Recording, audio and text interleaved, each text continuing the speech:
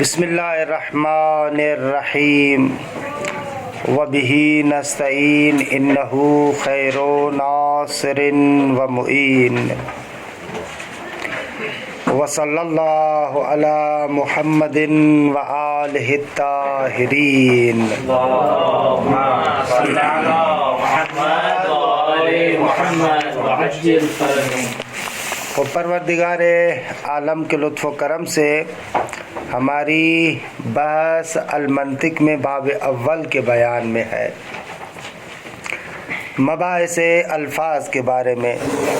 خوب مباحث الفاظ کی ضرورت کو آغا مظفر بیان کر رہے ہیں۔ اس کے دو سبب ہیں۔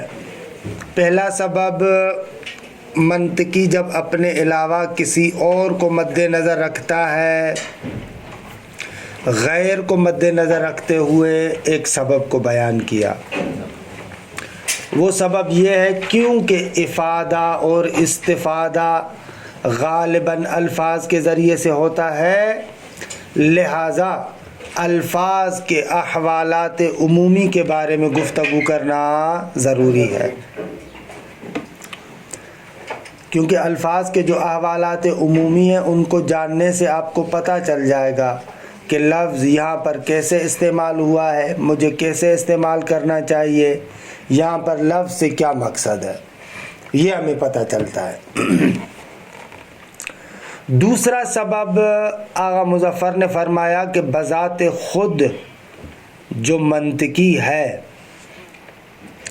اگر غیر کو مد نظر نہ رکھے تو بھی اس کو ضرورت ہے کہ الفاظ کے بارے میں گفتگو کرے، لیکن اس کے لیے ضروری ہے کہ ایک طولانی اور فائدہ مند مقدمہ ذکر کرے۔ وہ مقدمہ یہ ہے کہ اشیاء کے ایک لحاظ سے کہتے ہیں چار وجود ہے، دو وجود حقیقی ہے، دو وجود اعتباری اور جعلی ہے۔ وجود حقیقی وہی وجود خارجی اور وجود ذہنی ہے۔ وجود خارجی کہتے ہیں کہ جو خود منشأ آثار ہو، جو آثار اس شے سے مطلوب ہیں وہ آثار اس شے پر مترتب ہوتے ہوں۔ مثلا آگ سے اثر مطلوب کیا ہے؟ جلائے، تو وہ جلائے، اس کو ہم وجود خارجی کہتے ہیں۔ اس کے جی وجود خارجی ہوتا ہے، جی ہاں، جو بھی چیز موجود ہے، جو چیز موجود ہے، ہاں ہاں ہے ہوا، تبھی تو آپ کو ٹھنڈک پہنچتی ہے، اس کا بھی وجود خارجی ہے۔ جی جی جی۔ استاد یہ جو وجود خارجی آپ کس کو کہتے ہیں؟ آگ کو کہتے ہیں یا اس کیا بولتے ہیں؟ خود آگ کو، خود آگ کو، خود آگ کو آپ وجود خارجی کہتے ہیں، بھلے۔ اور اسی بھلے بھلے بے فرمائے، خواہش میں جو وہ اثر قبول کر رہی ہوتی ہے جو چیز، وہ بھی وجود خارجی ہم بولیں گے اس کے۔ مثلا ایک کاغذ ہے، ہم نے آگ میں جلا دیا، کاغذ کا بھی وجود خارجی ہے میری جان، تو وہ اپنے جہت سے ہوگا، وہ اپنے جہت سے ہوگا۔ جلانے جو جلا رہی ہے وہ گرماہٹ، وہ بھی وجود خارجی رکھتی ہے، بھلے اسی طریقے سے آگ حرارت، یہ حرارت بھی وجود خارجی، حرارت بھی وجود خارجی، بالکل۔ تو یہ تو اس کا اثر نہیں ہے استاد؟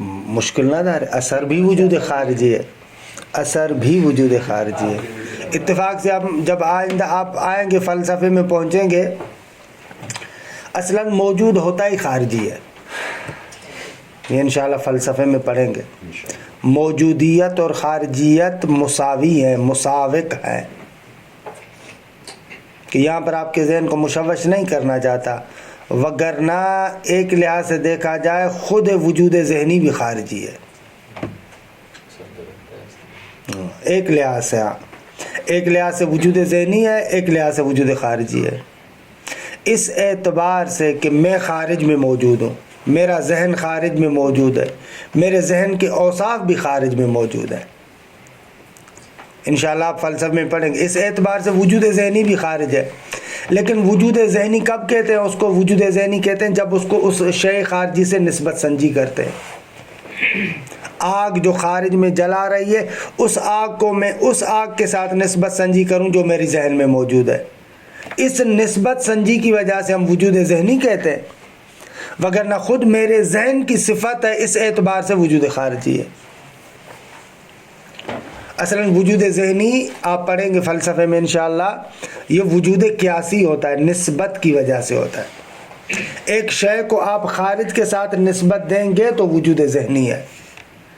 وہ جو آپ کے ذہن میں فوٹو چھپا ہے آگ کا، جب آپ اس کو خارج کے ساتھ نسبت دیتے ہیں تو آپ کہتے ہیں وجود ذہنی ہے، لیکن بذات خود وہ ذہن کے اوصاف میں سے ایک صفت ہے، ذہن کے حالات میں سے ایک حالت ہے، ذہن کے عوارض میں سے ایک عارض ہے، اس اعتبار سے وجود خارجیون۔ اللہ انشاءاللہ میاں تو بدایہ می خونی انشاءاللہ۔ سر جس عبارت میں تھوڑا سا وہ تھا، انہوں نے پہلے آپ نے فرمایا تھا کہ جو انتباہ ہوتا ہے نا فوٹو کا چھپنا، ہم اس کو نہیں کہتے۔ جی جی، یعنی جس وہ یہ جو انتباہ تو علم نہ ہونا، لیکن یہاں پر انہوں نے اس کو علم کہا ہے۔ ہاں یہ تعبیر میں تسامو ہے، تعبیر میں تسامو ہے، وگرنہ وہ صورت ذہنیہ علم ہے۔ بھلے یہ تھوڑا سا تسامو ہے، تعبیرات میں کبھی کبھار سے تسامو ہو جاتا ہے۔ بھلے یہ وجود خارجی ہوا۔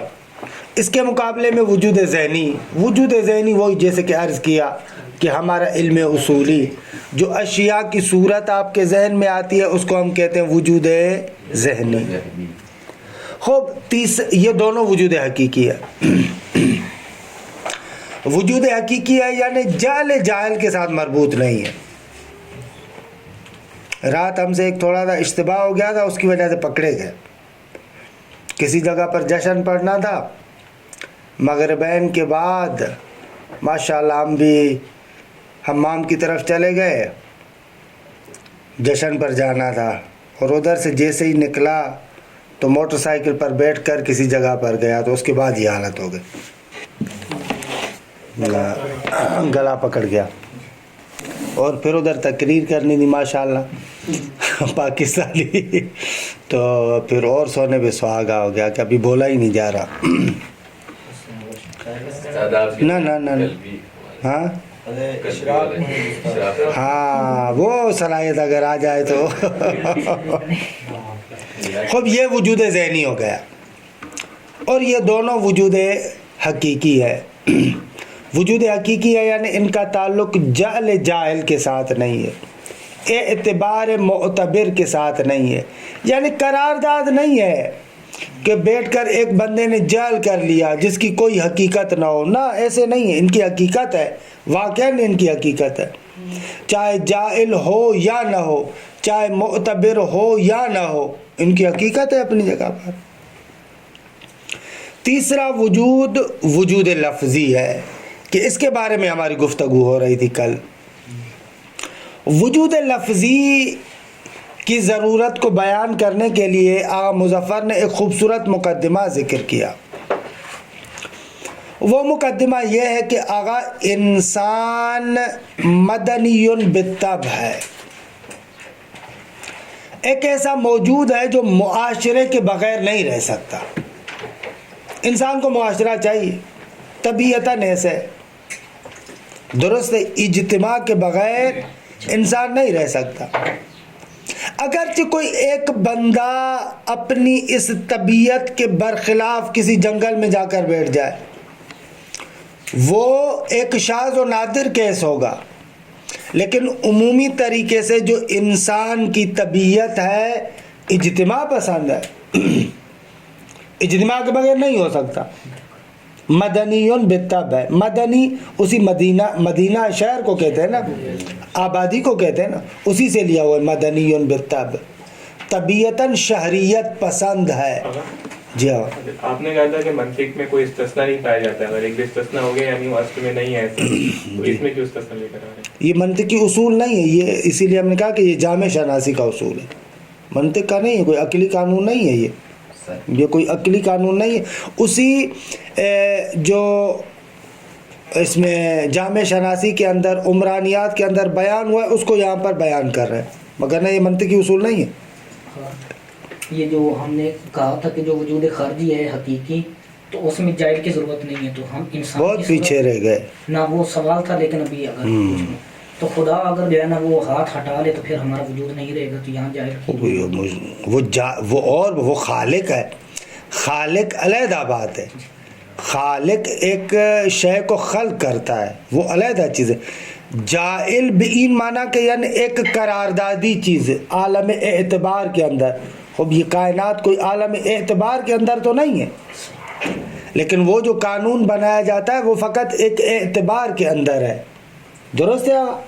کوئی حقیقتاً تھوڑی ہے کہ جو مثلا مجلس میں بیٹھ کر پارلیمنٹ کے اندر جو بیٹھ کر قانون جعل کرتے، ایسے تھوڑی کہ حقیقت میں کوئی چیز تخلیق کرتے نا. ایک قانون بناتے یعنی ایک جعل، ایک اعتبار، ایک قرارداد ایسے. خوب، وجود لفظی اس کے لیے کہا کہ انسان مدنی بالطبع ہے. طبیعتاً انسان شہریت کو، مدنیت کو، معاشرے کو قبول کرتا ہے. سماج اور سوسائٹی کے بغیر انسان نہیں ہو سکتا. درست ہے آقا؟ اچھا، خوب، جب ایک معاشرہ ہوتا ہے، جب معاشرتی زندگی آتی ہے تو معاشرتی زندگی میں تعامل پر انسان مجبور ہے. جب ایک معاشرے میں رہتا ہے تو ایک دوسرے کے ساتھ رابطہ رکھے گا نا. ایک دوسرے کے ساتھ ارتباط کے بغیر انسان کیسے رہ سکتا ہے؟ ایک دوسرے کے ساتھ بات چیت کرے گا، ایک دوسرے کے ساتھ اٹھنا بیٹھنا، یہ ساری چیزیں ہوں گی. انسان طبیعتاً مدنیت کو پسند کرتا ہے، لہذا مجبور ہے کہ آپس میں ارتباط کو رکھے. اچھا، جب مجبور ہے آپس میں ارتباط کو رکھے تو اس ارتباط کی وجہ سے، تعامل کی وجہ سے انسان مجبور ہے کہ کوئی ایک ایسا راستہ ڈھونڈے جس راستے کے ذریعے سے انسان اپنے ہم نو افراد کے ساتھ اپنے افکار کے نقل و انتقال میں آسانی رکھتا ہو. یعنی آسانی سے اپنی بات کو سمجھا سکے، آسانی سے اس کی بات کو سمجھ سکے. خوب، اس کا ایک طریقہ تو ہم نے کہا کہ یہ تھا کہ خود و نشیہ کو حاضر کرے، لیکن یہ آسان طریقہ نہیں ہے، کیونکہ یہاں تو بہت مشکل ہے، یا بعض چیزوں میں مثلا ناممکن ہے.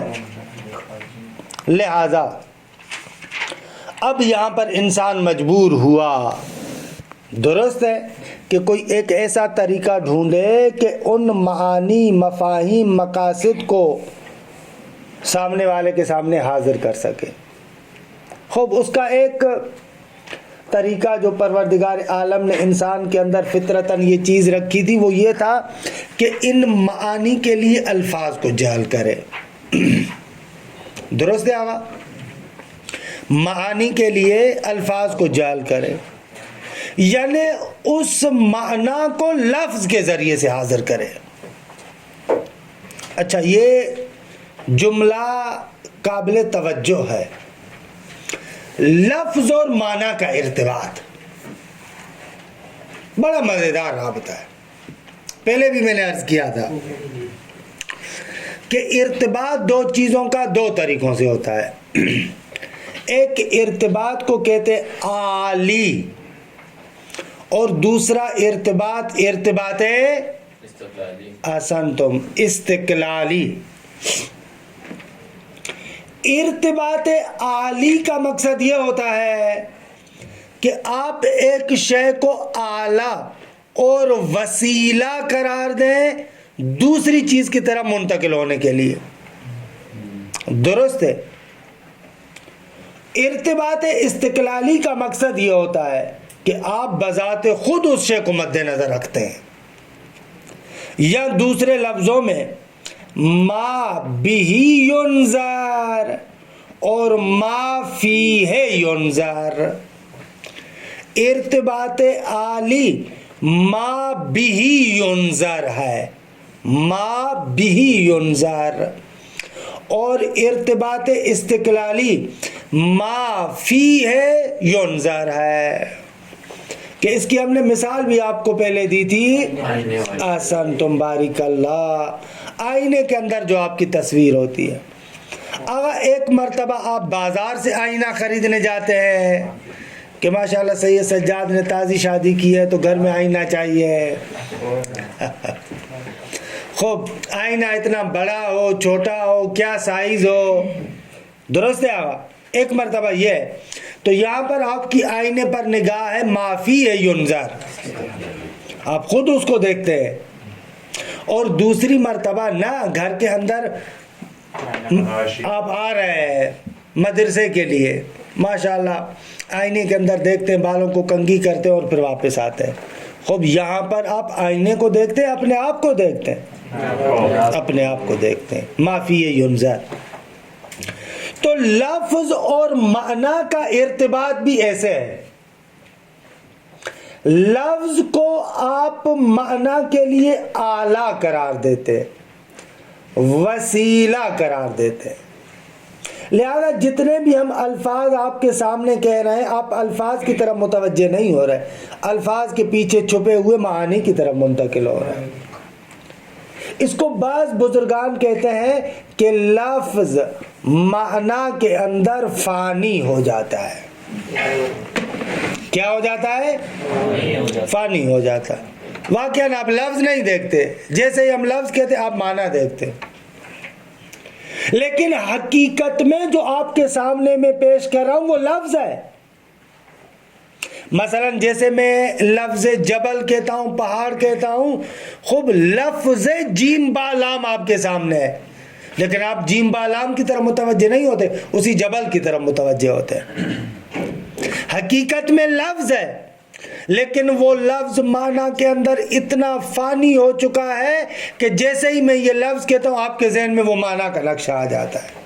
جب ایک لفظ کو 3-4 معنی کے لیے جعل کیا, جی میں بھی یہ عالی والی کیفیت نہیں, بھلے وہ 3-4 معنی کے ساتھ, لیکن وہ استعمال کرینے کے ساتھ ہوگا, تبھی وہ ہر ایک معنی کے لیے جدا جدا آئینہ بنے گا. سوال اچھا ہے, درست ہے. اس کرینے کے ساتھ اس لفظ سے یہ معنی سمجھ میں آئے گا. بعض اوقات یہ ہوتا ہے کہ بعض الفاظ کے میں معنی نہیں آتے, تو وہ کیا ہوگا؟ وہاں پر وہ آپ کو اگر نہیں آ رہا, درست ہے, تو وہاں پر آپ معنی کی طرف منتقل نہیں ہوں گے, کچھ بھی نہیں ہوگا, آپ کو سمجھ میں نہیں آئے گا. لفظ اور معنی کا نہ ہوگا. لفظ و معنی کا رابطہ اسی وقت آپ کے سامنے ہوگا جب آپ کو علم بالوضع ہو. یہ ضروری ہے, علم بالوضع ہونا ضروری ہے, وگرنہ تو ایسے 1000 مرتبہ ایسی زبان میرے سامنے بولی جائے جس کا مجھے پتہ ہی نہیں ہے, مجھے کہاں سمجھ میں آنا ہے. پھر اس وقت پھر ہم لفظ کی طرف لفظ کی طرف متوجہ ہوں, استقلالی ہو جائے گا, استقلالی ہوگا یا ایسے سر میں درد ہوگا کہ کیا بول رہا ہے, ہمیں کچھ سمجھ میں نہیں آ رہا. یہ ضروری ہے کہ علم بالوضع ہو. اسی لیے کہہ رہے ہیں نا کہ یہ اعتباری ہے, جعلی ہے, درست ہے.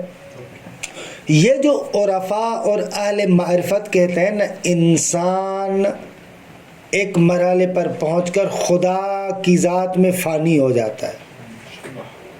اس کا صحیح معنی ایک طریقے سے یہاں سے سمجھ سکتے ہیں. فنا کا کبھی بھی معنی یہ نہیں ہے کہ انسان خدا کی ذات میں گم ہو جائے, یعنی انسان ختم ہو جائے, نعوذ باللہ خدا بن جائے, یہ معنی نہیں ہے. ایسے کوئی بندہ نہیں کہتا. خوب یہ فنا تو کمال نہیں ہے. اگر انسان ختم ہو جائے, کمال نہیں ہے. خوب یہ کیسا کمال ہے, یہ تو کمال نہیں ہے.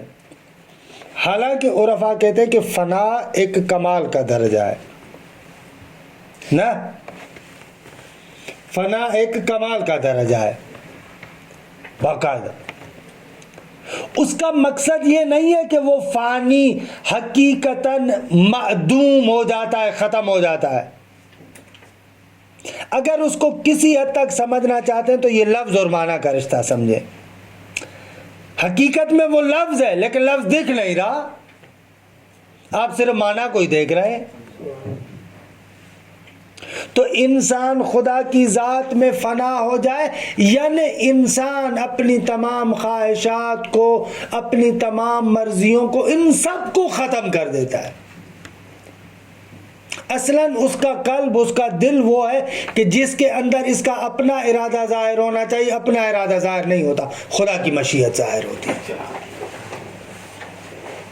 نہیں کہ خود نہیں ہے, نا, خود ہے لیکن وہ اتنا ضم ہو چکا ہے, جیسے لفظ ہم کہتے ہیں معنی کے اندر اتنا ضم ہو چکا ہے کہ وہاں پر صرف ہمیں معنی دکھ رہی ہے, لفظ گویا کے نہیں دکھ رہا, گویا کے لفظ نہیں دکھ رہا, حالانکہ لفظ ہے لیکن دکھ نہیں رہا. ایسے ہی انسان خدا کی راہ میں اپنے آپ کو اتنا آگے لے کر جائے کہ خود انسان نہ دکھے.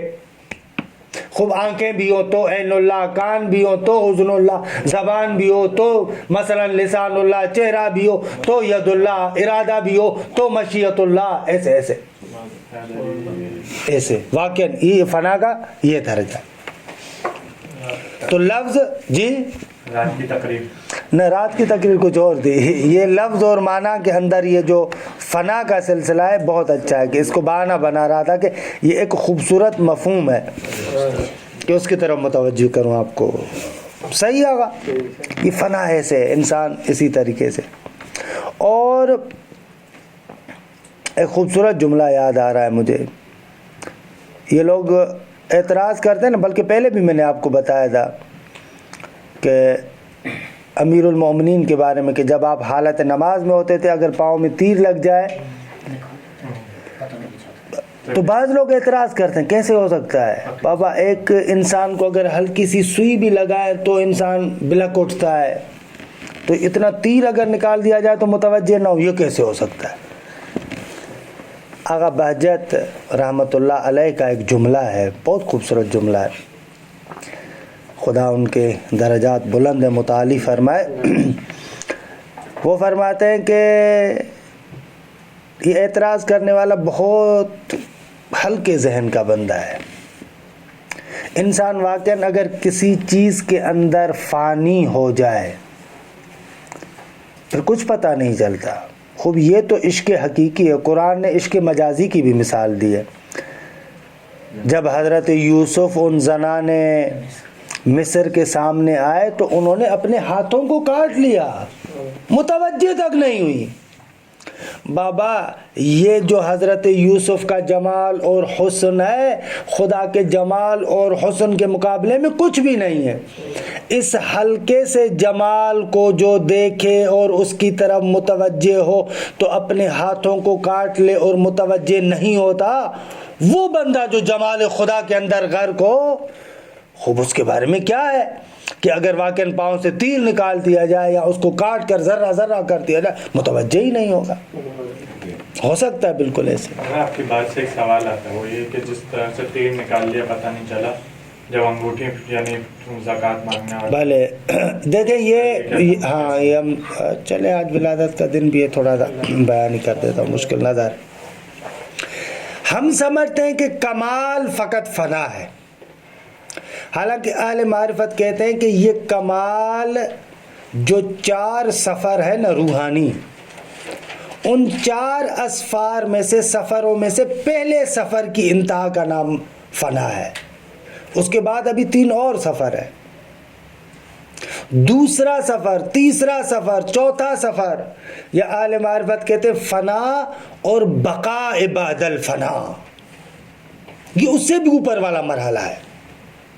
دقت کریں, ایک فنا ہے کہ فقط اسی کی ذات کے اندر غرق ہے, متوجہ نہیں ہے, اور ایک دوسرا کمال ہے بقاء بعد الفنا, وہ اس کے بعد کا مرحلہ ہے. وہ یہ ہے کہ خداوند متعال کو ہر وقت حاضر و ناظر سمجھتا ہے لیکن دوسری چیزوں سے بھی غافل نہیں ہوتا. یہ بہت بڑی بات ہے.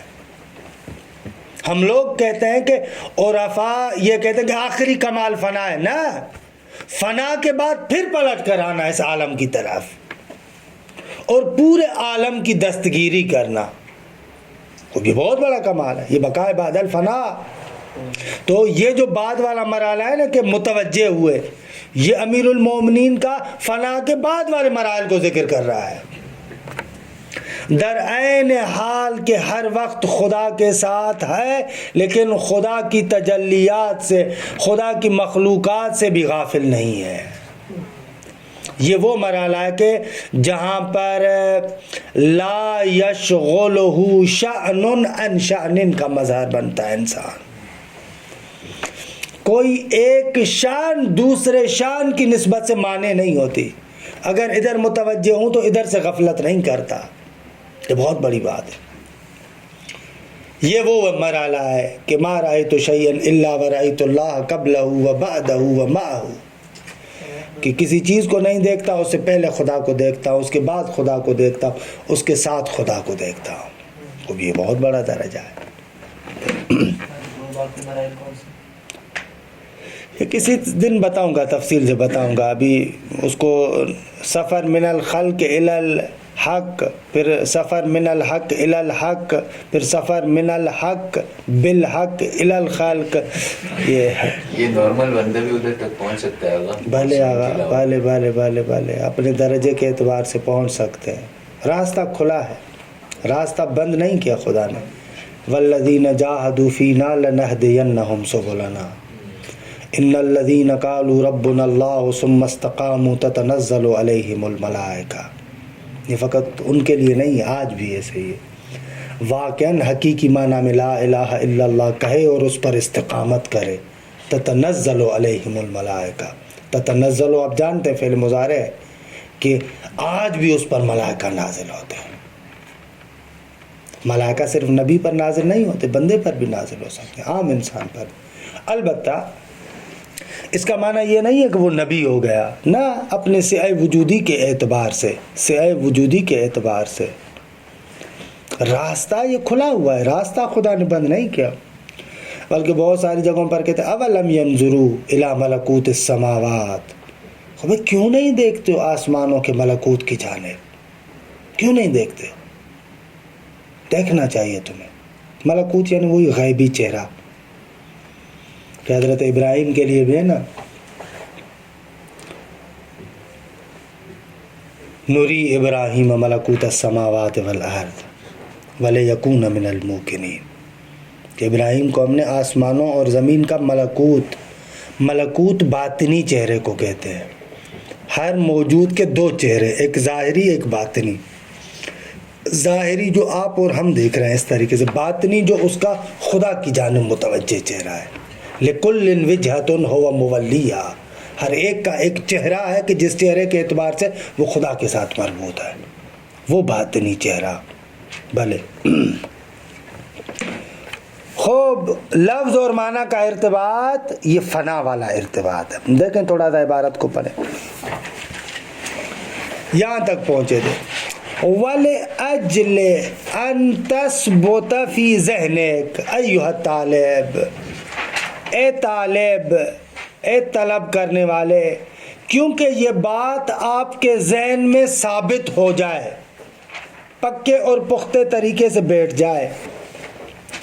وَلِأَجْلِ أَن تَثْبُتَ فِي ذِهْنِكَ أَيُّهَا الطَّالِبُ وَلِأَجْلِ أَن تَثْبُتَ هَذِهِ الْعِبَارَةِ.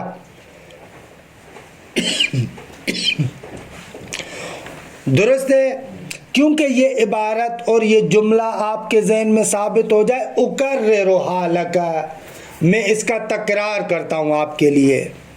کون سی عبارت؟ یہ والی.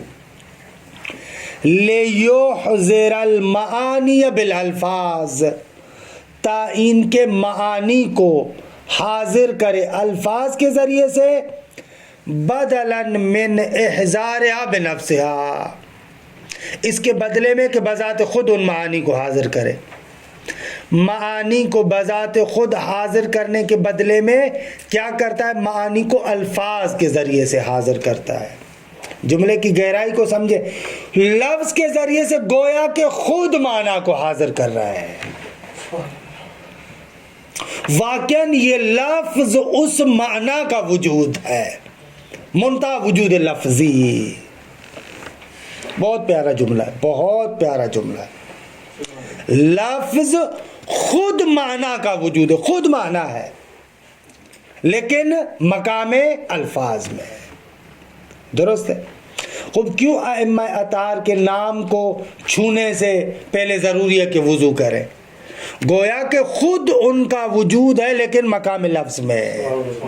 ایسے اللہ تبارک و تعالیٰ کا نام چھونے سے پہلے کہتے ہیں طاہر ہونا چاہیے انسان. کیوں؟ گویا کہ خود ذات خدا ہے، البتہ مقام لفظ میں. فتأملھا جیداً، اسی لیے خود زور دے رہا ہے، حالانکہ اس کو خوب سمجھیں، دقت کریں اس پر. وَعَرِفْ أَنَّ هَذَا الْإِحْزَارَ، اور جان لے کہ أَنَّ هَذَا الْإِحْزَارَ، یہ حاضر کرنا. کون سا حاضر کرنا؟ معانی کو الفاظ کے ذریعے سے حاضر کرنا. هَذَا الْإِحْزَارَ یعنی یہ معانی کو الفاظ کے ذریعے سے حاضر کرنا. انما یتمکن الانسان منہ، انسان اس کی قوت رکھتا ہے بے سبب قوت ارتباط لفظ بالمعنی، کیونکہ آغا لفظ اور معنی کے درمیان جو ارتباط ہے وہ قوی ہے، بہت مضبوط ہے. لفظ اور معنی کے درمیان ارتباط کی قوت کی وجہ سے انسان متمکن ہوتا ہے کہ معنی کو لفظ کے ذریعے سے حاضر کرے. یعنی وہ کر سکتا ہے، متمکن ہے کر سکتا ہے، اس کے اندر یہ استطاعت ہے، طاقت ہے، انسان کر سکتا ہے. وَعَلَاقَتِهِ بِهِ، یہ عطف ہو رہا ہے بے سبب قوت علاقتہ بہ، یہ علاقت ارتباط پر عطف ہو رہا ہے. اور انسان اس احزار کو کر سکتا ہے کیونکہ لفظ کا علاقہ ہے بھی یعنی معنی کے ساتھ، کیونکہ لفظ کا ارتباط ہے معنی کے ساتھ. البتہ یہ ارتباط بھی ارتباط محکم ہے، قوی ارتباط ہے. علاقہ و ارتباط ایک ہی بات ہے، عطف تفسیری ہے، عطف تفسیری ہے. انما یتمکن الانسان منہ بسبب قوت ارتباط اللفظ بالمعنی وعلاقتہ بہ. کہاں پر ہے یہ رابطہ؟ فی الذہن، ذہن کے اندر. ذہن کے اندر لفظ اور معنی کے درمیان اتنا رابطہ قوی ہو جاتا ہے کہ آپ کے اندر یہ قوت پیدا ہو جاتی ہے کہ آپ لفظ کے ذریعے سے معنی کو حاضر کرتے ہیں. محمد علی صاحب پتہ نہیں کیا بڑبڑا رہے ہیں. وَهَذَا الْإِرْتِبَاطُ الْقَوِيُّ يَنْشَأُ مِنَ الْعِلْمِ بِالْوَازِ وَكَثْرَةِ الْإِسْتِعْمَالِ. فرماتے ہیں کہ یہ جو قوی اور محکم رابطہ ہے بھائی کیسے پھوٹتا ہے؟ آپ کے ذہن میں لفظ اور معنی کے درمیان یہ رابطہ کس طریقے سے پیدا ہوتا ہے؟ کہتے ہیں یا تو اس وجہ سے کہ آپ کو علم بالوضع ہے، آپ کو پتہ ہے کہ لفظ کو اس معنی کے لیے وضع کیا گیا ہے، یا اگر آپ کو معنی کا پتہ نہ بھی ہو کثرت استعمال کی وجہ سے. جیسے کہتے ہیں سونو تو آپ کے ذہن میں مونو آتا ہے، سونو مونو کیوں آتا ہے؟ اتنا کثرت سے آپس میں استعمال ہوتے ہیں، اقتران ہے کہ دیکھیں پتہ چل جاتا ہے کہ یہ انشاءاللہ آپ اصول میں پڑھیں گے. یہ دو طرح کی وضع کی طرف اشارہ ہے کہ انشاءاللہ پڑھیں گے وہاں پر وضع تعینی وضع تعینی. یہ نہیں پڑھی نا؟ یہ ادھر نئے میں پڑھی ہے استاد، لیکن وضع تعینی اور تعینی پڑھی، تعینی اور تعینی والی صلاحات پڑھی ہے اور تفصیل میں. ہاں نہ وہ دوسری چیز ہے، یہ ہم دوسری چیز کریں، یہ اصول میں انشاءاللہ. وَهَذَا الْإِرْتِبَاطُ الْقَوِيُّ يَنْشَأُ مِنَ الْعِلْمِ بِالْوَازِ. فرماتے ہیں یہ جو قوی رابطہ ہے یہ جنم لیتا ہے اس بات سے کہ آپ کو علم بالوضع ہوتا ہے، یا اگر علم بالوضع نہ بھی ہو تو بھی کثرت استعمال کی وجہ سے. فَإِذَا حَصَلَ هَذَا الْإِرْتِبَاطُ الْقَوِيُّ لَدَى الذِّهْنِ، اور جب یہ محکم رابطہ آپ کے ذہن کے اندر جو پایا جاتا ہے یا ذہن کے پاس جو پایا جاتا ہے، فَإِذَا حَصَلَ هَذَا الْإِرْتِبَاطُ الْقَوِيُّ، جب یہ قوی رابطہ حاصل ہو جائے لدى الذِّهْنِ یعنی ذہن کے پاس، تو کیا ہوگا؟ تو یہ ہوگا يُصْبِحُ اللَّفْظُ عِنْدَهُ كَأَنَّهُ الْمَعْنَى، تو انسان کے نزدیک ہو جائے گا لفظ گویا کے معنی ہے.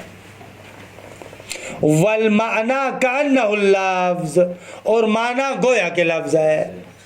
فانی ہو جاتا ہے نا جس کو میں نے عرض کیا.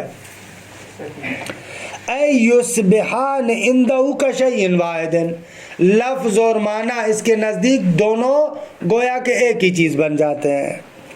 فَإِذَا أَحْضَرَ الْمُتَكَلِّمُ اللَّفْظَ، جب متکلم لفظ کو حاضر کرتا ہے، فَكَأَنَّمَا أَحْضَرَ الْمَعْنَى بِنَفْسِهِ لِلسَّامِعِ، گویا کہ اس نے سامع کے نزدیک خود معنی کو حاضر کر دیا. فَلَا يَكُونُ فَرْقٌ لديه بين أن يحضر خارجا نفس المعنى وبين أن يحضر لفظه الموضوع له. سبحان اللہ. لہذا انسان کے نزدیک فرق نہیں ہوتا، اب فرق نہیں پڑتا کہ انسان خود اس معنی کو بذات خود خارجاً حاضر کرے یا نہ اس لفظ کو کہ جس لفظ کو معنی کے لیے وضع کیا گیا اس کو حاضر کرے. دونوں میں کوئی فرق ہی نہیں پڑتا. شعر پکڑ کے آپ کو یہ سامنے رکھے یا لفظ شعر کا ہے، آپ کے لیے فرق نہیں پڑتا. جیسے شعر کہتے ہیں وہ معنی مجسم ہو جاتا ہے.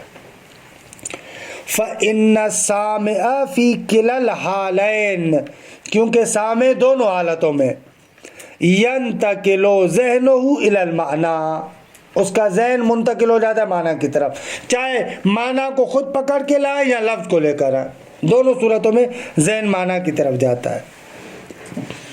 وَلِذَا، اور اسی وجہ سے، قَدْ يَنْتَقِلُ السَّامِعُ إِلَى الْمَعْنَى وَيَغْفَلُ عَنِ اللَّفْظِ، اسی لیے ہم دیکھتے ہیں کہ چہ بسا انسان سامع معنی کی طرف متوجہ ہوتا ہے، لفظ سے اثراً غافل ہو جاتا ہے، لفظ کی طرف توجہ ہی نہیں کرتا.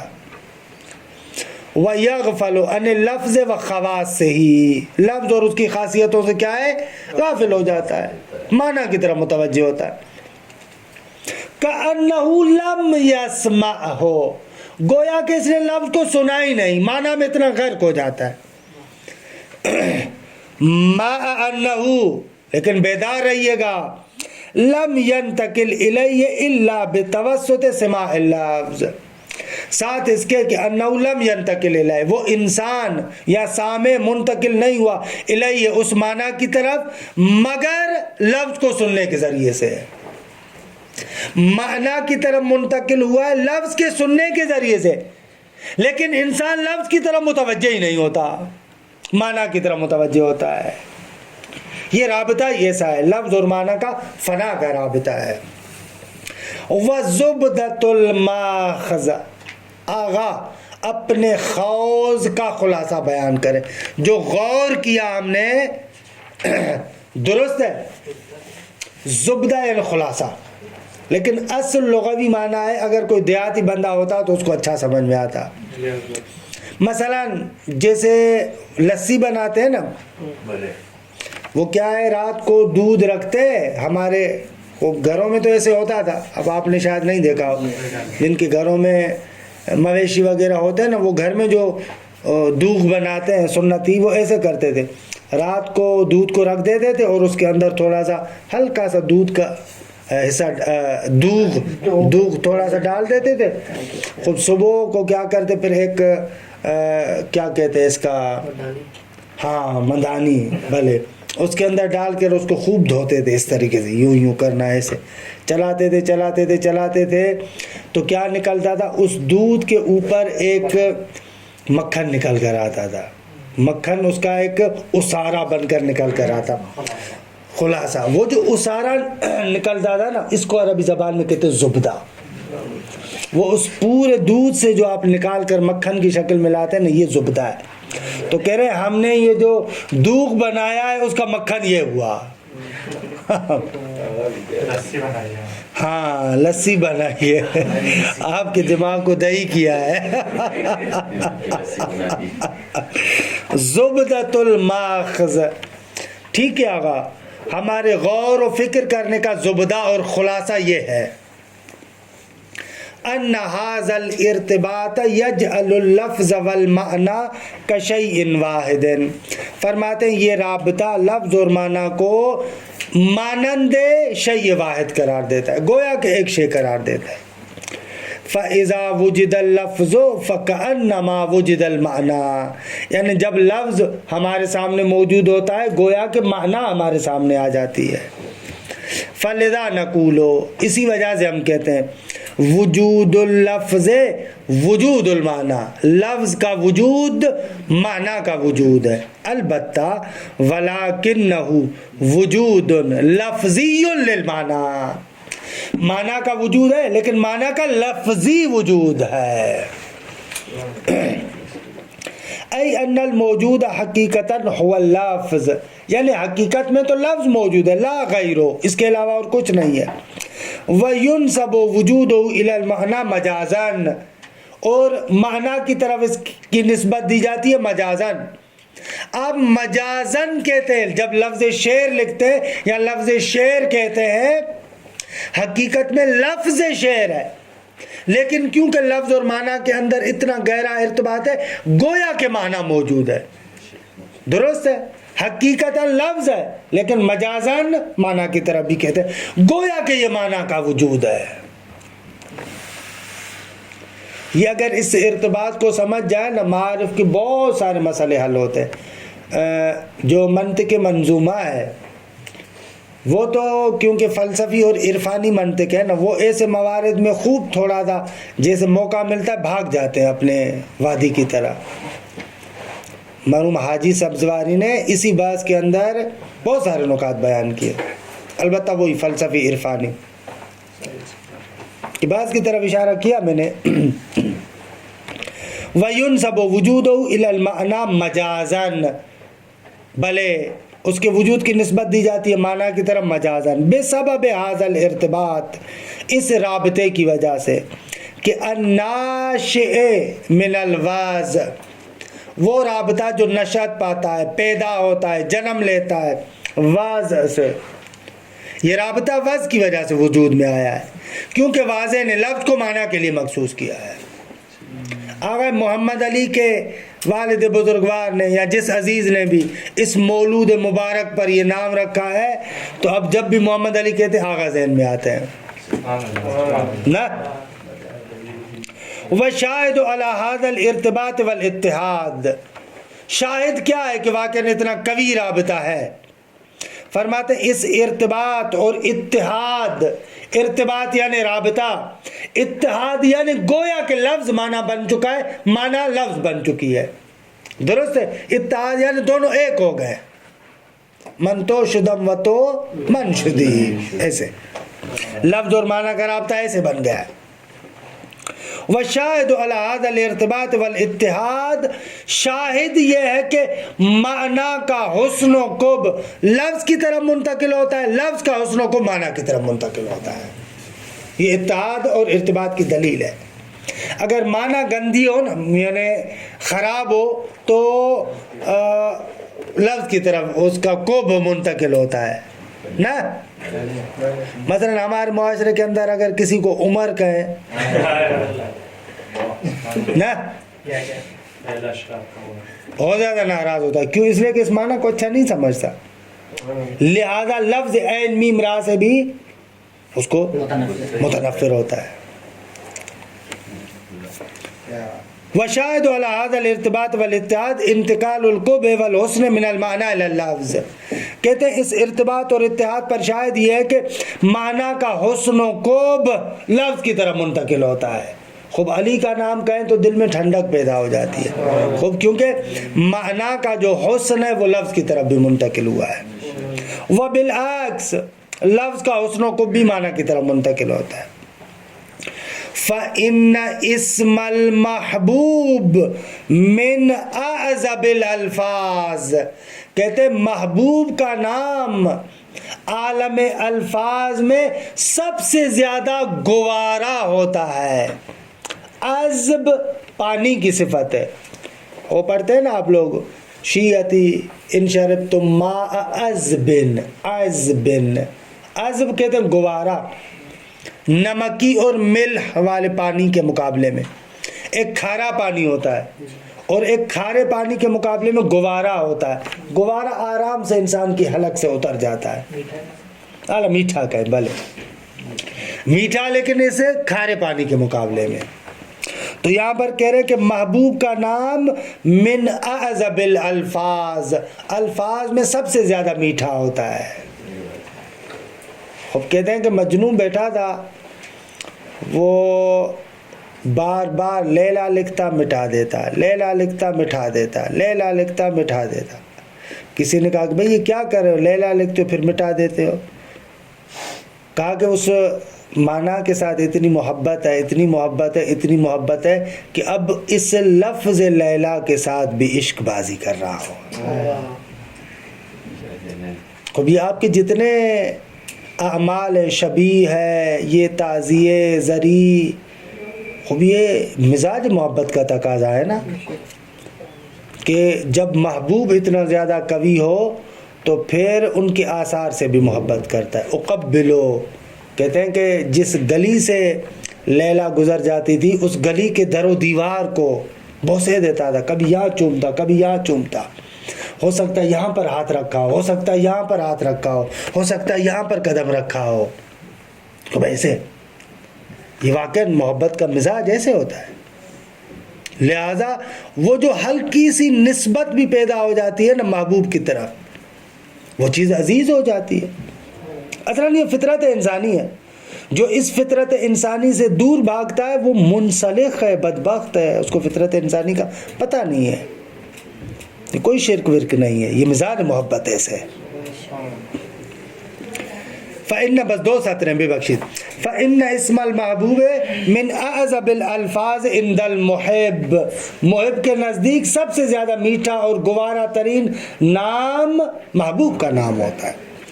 وَإِنْ كَانَ فِي نَفْسِهِ لَفْظًا وَحْشِيًّا، اگرچہ بذات خود وہ لفظ وحشی ہو یعنی کانوں کے ساتھ، یعنی کانوں کو کھردرا سا لگتا ہو. ایسا ہوتا ہے نا بعض الفاظ سنتے ہوئے کانوں کو عجیب لگتا ہے. جرشا عجیب لفظ ہے نا، کانوں کو عجیب لگ رہا ہے. ما لکم تکأکأتم علی کتکأکئکم علی مثلا افرنکو انی، عجیب الفاظ ہے نا. یہ معنی بیان میں پڑھیں گے آپ. ان کو کہتے ہیں الفاظ وحشی. مستشرزات لفظ وحشی ہے.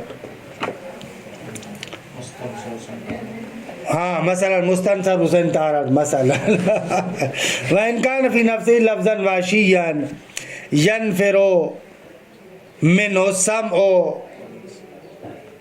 واللسان، کہ جس سے انسان کی سماعت اور زبان نفرت کرتی ہے، دور بھاگتی ہے. فَإِنَّ اسْمَ الْمَحْبُوبِ مِنْ أَعْظَمِ الْأَلْفَاظِ، جبکہ وَاسْمَ الْعَدُوِّ مِنْ أَسْمَجِ الْأَلْفَاظِ، اسمج یعنی کبھی ہے، جبکہ دشمن کا نام کبھی ترین الفاظ میں سے ہوتا ہے. وَإِنْ كَانَ فِي نَفْسِهِ لَفْظًا مُسْتَمْلِحًا، اگرچہ بذات خود وہ لفظ نمکی ہو. ملے سے ہے نا، مستملحان نمکی یعنی اچھا لگنے والا. وا نمک جس کو کہتے ہیں لوگ. وَكُلَّمَا زَادَ هَذَا الْارْتِبَاطُ زَادَ الْانْتِقَالُ، جیسے جیسے یہ لفظ اور معنی کا ارتباط بڑھتا جائے گا تو یہ حسن و قب بھی زیادہ منتقل ہوتا جائے گا. وَلِذَا نَرَى، اسی لیے ہم دیکھتے ہیں اختلاف القبح فی الالفاظ المعبر بها عن المعانی القبیحہ، وہ الفاظ کہ چل بلا وقت ہو گیا، اس کو میں کل ہی ذکر کروں گا. وصلی اللہ علی محمد و آل بیتہ الطیبین الطاہرین.